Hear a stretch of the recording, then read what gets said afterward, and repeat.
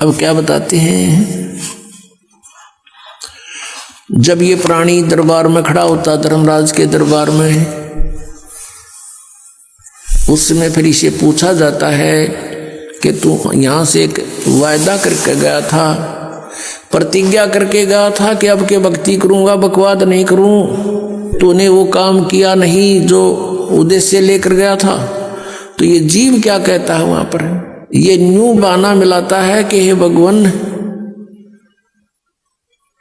मुझे किसी ने बताया नहीं, वह तो भूल पड़ गई, किसी ने नहीं कहा भक्ति कर ले, किसी ने नहीं कहा राम नाम रटना चाहिए। तब परमात्मा क्या दिखाता है कि उसको कोई भक्त, जैसे आप जी अपने रिश्तेदार को, अपने भाई मित्र बहन सखी सहेली को, आप सबको कोशिश करते हो कि भगवान की भक्ति कर लो, मनुष्य जीवन बार बार नहीं मिलता, आप खूब चेष्टा करते हो।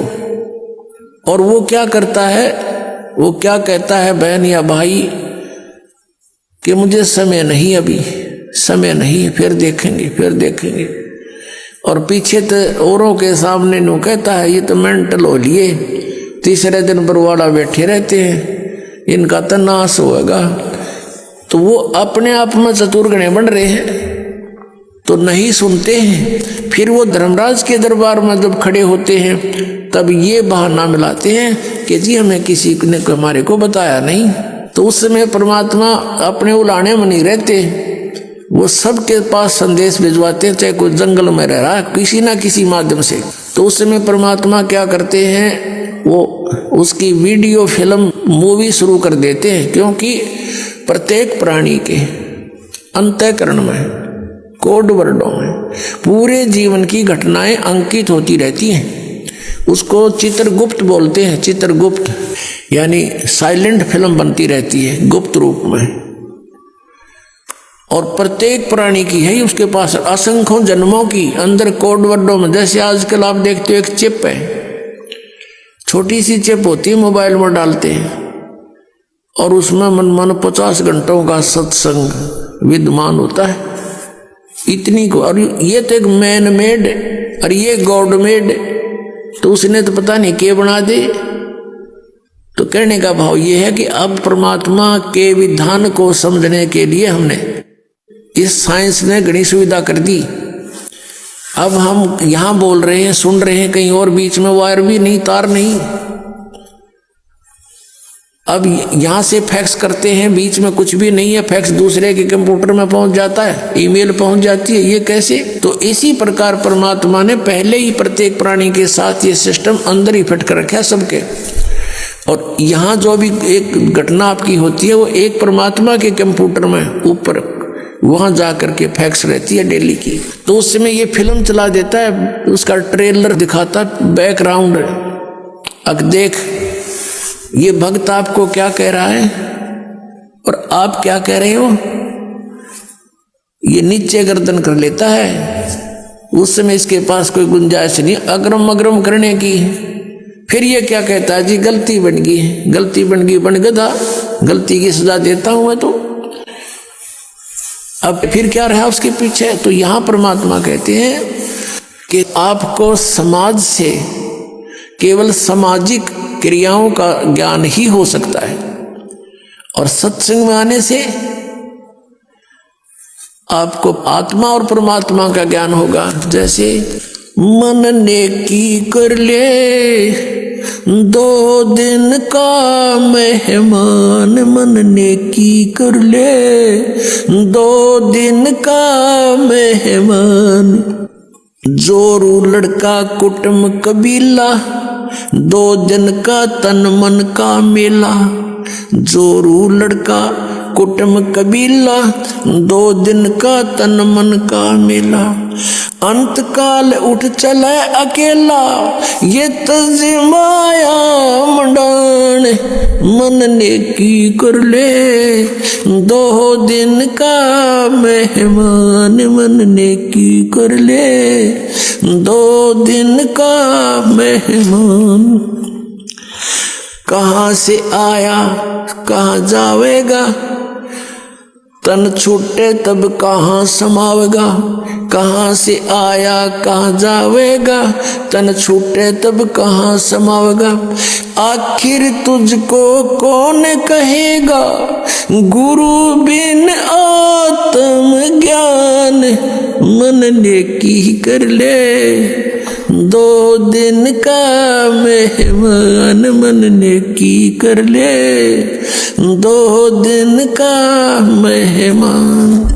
कौन तुम्हारा सच्चा साई, झूठी है ये सकल सगाई।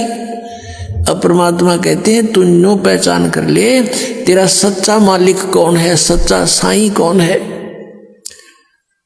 और फिर कहते हैं ये जो तेरे नाते हैं, रिश्ते हैं, ये तो अस्थाई है। आपको यहाँ एक लालच में भलो कर रखा हुआ है। कौन तुम्हारा सच्चा साई, झूठी है ये सकल सगाई। चलने से पहले सोच रे भाई, कहाँ करेगा विश्राम। मन नेकी कर ले, 2 दिन का मेहमान। मन नेकी कर ले, 2 दिन का मेहमान। हर हट माल पनगट जो भरीता, आवत जात बरे और रीता।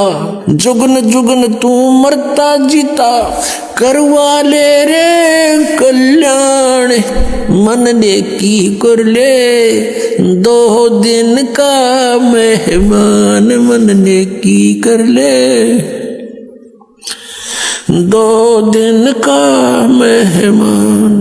184 की सह तरासा, ऊंच नीच घर लेता बासा। 184 की सह तरासा, ऊंच नीच घर लेता बासा। कह कबीर सब मिटाऊं रसा, कर मेरी पहचान। मन नेकी कर ले, 2 दिन का मेहमान। मन नेकी कर ले, 2 दिन का मेहमान। 184 की सह तरासा, ऊंच नीच घर लेता बासा। 184 की सह तरासा, ऊंच नीच घर लेता बासा। कह कबीर सब मिटाऊं रसा, कर मेरी पहचान। मन नेकी कर ले, 2 दिन का मेहमान। मन नेकी कर ले, 2 दिन का मेहमान। अपने आत्मा हम बहुत ही अनजान हो चुके हैं, भगवान से दूर हो लिए, और हम इस काल के इन नकली चोचलों में घने रंगे जा चुके हैं। हम अपने परमात्मा को पहचान नहीं पा रहे। अब परमात्मा आए, आप देखोगे इतना मोटा कबीर सागर है। कबीर साहब की वाणी, कबीर साखी न्यारी रहेगी, कबीर बीजक अलग है, और कबीर साहब की शब्दावली न्यारी। तो उस परमात्मा का उद्देश्य क्या था इतना थूक बिलौने का? क्योंकि वो हमारा पिता है और वो चाहता है कि अपने बच्चों को मैं ऐसा ज्ञान दे दूं ये मुझे पहचान ले। और परमात्मा को ना पहचान कर हम इस काल के जाल में असंख्य युगों से फंसे हुए हैं। अब इसमें क्या बताया है कि मन नेकी कर ले तो 2 दिन का मेहमान। इस संसारिक सुख को, संपत्ति को जोड़ने में अपना जीवन नष्ट ना करे, और जो तुझे मिलना है वो निर्धारित कर रखा पहले ही, इससे कम नहीं रहेगा, ज्यादा नहीं मिलेगा तुझे।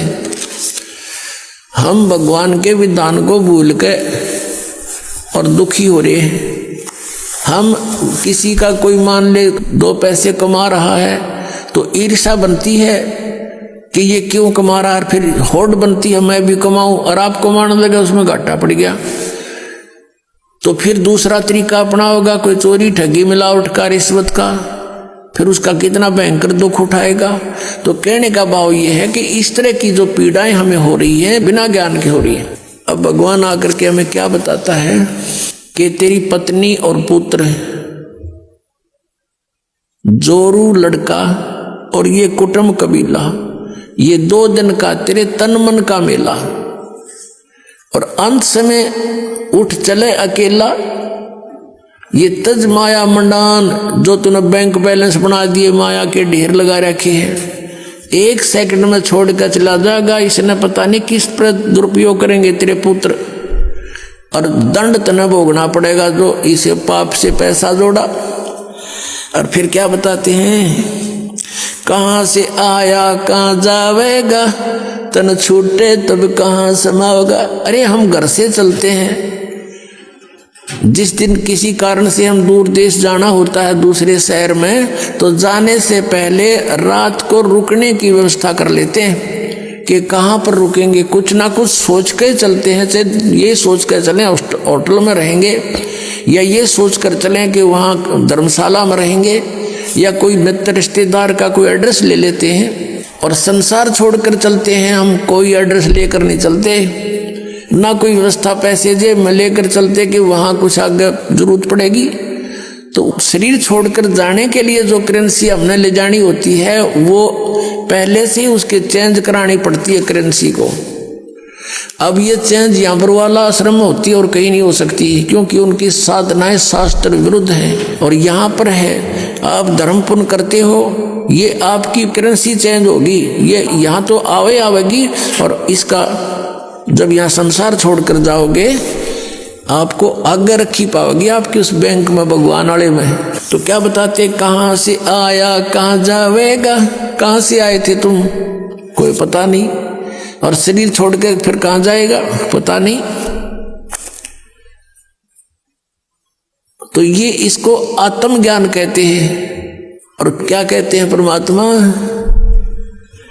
कहाँ से आया कहाँ जावेगा, तन छूटे तब कहाँ समाओगा। आखिर तुझको कौन कहेगा, गुरु बिन आत्म ज्ञान, मन ने की कर ले 2 दिन का मेहमान। अपनात्माओं, हम इतनी गहराई से सोचते नहीं भगवान के इस विचार को, वो क्या कहना चाहते हैं। अब कैसे बोलते थे परमात्मा, कहीं भी जाकर खड़े हो जाते थे कबीर परमेश्वर, और अपनी इस आवाज में परमात्मा अपनी अमृतवाणी को बोलना शुरू कर देते। जैसे ये शब्द आपको सुना रहा है ये दास, इसमें कितना गहराई भरी हुई है। कहते हैं कि तू संसारिक व्यवहारिक लोगों से संपर्क में है, और वो तुझे केवल व्यवसाय की ट्रेनिंग ही दे सकते हैं, व्यवहारिक बातें ही बता सकते हैं, चाहे कितने अच्छी आत्माएं हैं। लेकिन तुझको गुरु के बिना ये आत्मज्ञान कोई नहीं बता सकता। आखिर तुझको कौन कहेगा, गुरु बिन आत्म ज्ञान, मन ने की कर ले 2 दिन का मेहमान। अपने आत्माओं, ये शब्द गान के नहीं, ये रोन के हैं। अब ये गाना नहीं है जैसे किसी का पुत्र मर जाता है और वो माई रो रही होती है और वो गा भी रही होती है, लेकिन वो गा नहीं रही उस समय, वो रो रही होती है उस गाने के माध्यम से। तो यहाँ परमात्मा रो रहे हैं हमारे को कि तू कहाँ संसारिक व्यवहारिक बातों में सारा जीवन नष्ट कर रहा है, तुझे गुरु के बिना कौन बताओगा, तू कौन है, कहाँ से आया, उद्देश्य क्या था तेरा। आखिर तुझको कौन कहेगा, गुरु बिन आत्म ज्ञान है।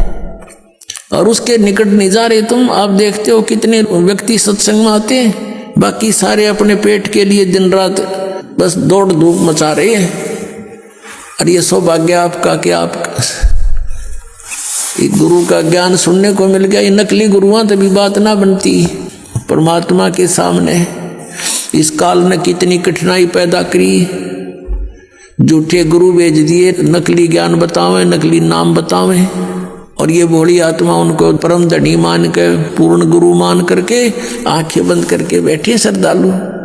अब उनको कहते हैं कि तुम्हारी साधना गलत है, वो नाराज हो जाते हैं और लड़ने को उतारू हो जाते हैं।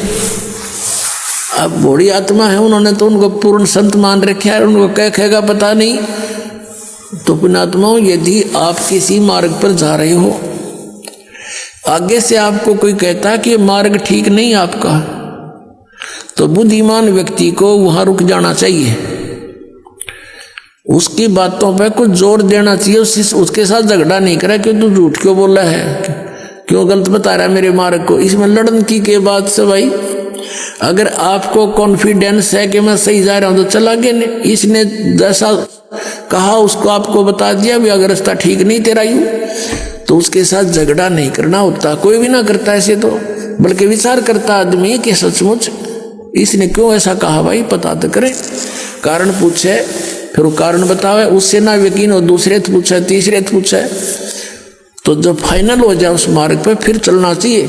और इसी में यही बुद्धिमता है। तो पुण्यात्मा दास बार बार कह रहा है कि ना तो राधा स्वामी पंथ, धन धन सतगुरु पंथ, जय गुरुदेव पंथ वालों के पास मोक्ष मार्ग नहीं है, ये जीवन नाशक है, ये बिल्कुल इनके नाम भी गलत, इनका ज्ञान भी गलत।